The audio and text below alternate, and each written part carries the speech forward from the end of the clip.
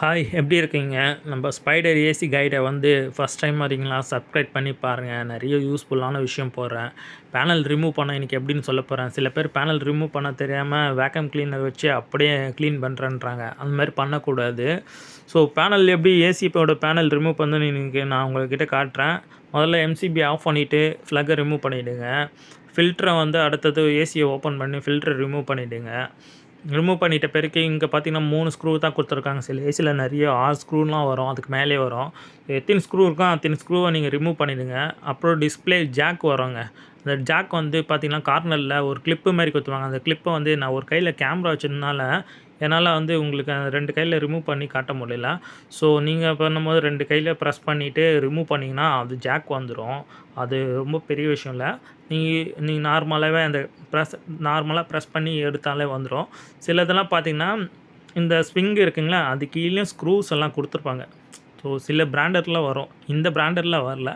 ஆமாம், ஸ்க்ரூ இருக்கமா கண்டிப்பாக நீங்கள் ரிமூவ் பண்ணி தான் ஆகணும். இது ரிமூவ் பண்ணிட்ட பிறகு சைடில் ஸ்க்ரூ கொடுத்துருப்பாங்க. ஆனால் இந்த மாடலில் பார்த்தீங்கன்னா ஜஸ்ட்டு வந்து கிளிப் டைப் தான்.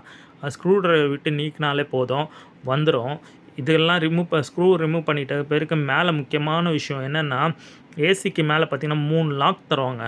அந்த 3 லாக் என்ன பண்ணணும், இந்த ஸ்க்ரூவை ரிமூவ் பண்ணிவிட்டு அந்த 3 லாக்கை வந்து கையிலே நீங்கள் ஜஸ்ட்டு எடுத்தாலே வந்துடும். அது அந்த எப்படி இருக்குன்னு லாக்கு நான் அந்த வீடியோவில் போட்டிருக்கேன். அப்படியே பாருங்கள், ரிமூவ் பண்ணது எப்படின்னு சொல்கிறேன்.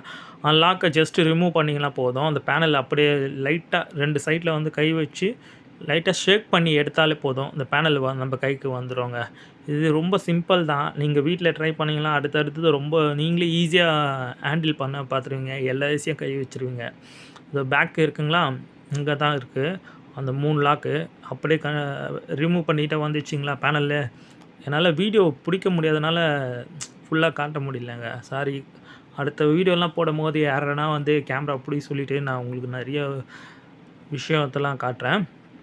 திரும்பி எல்லாமே முடிச்சிட்ட பிறகு என்ன பண்ணணுன்னா, கரெக்டாக ஸ்ட்ரெயிட்டாக வச்சு அந்த கீழே ஸ்விங் இருக்குங்க, ஸ்விங்கோட பிளேடு அதில் டச்சு ஆகாமல் அழகாக ஸ்விங் பிளேடை மடக்கிட்டு ஸோ சென்ட்ராக ஒரு ஃபிக்ஸிங்காக வச்சுட்டு ஒரு ப்ரெஸ் பண்ணிங்கன்னா போதும்.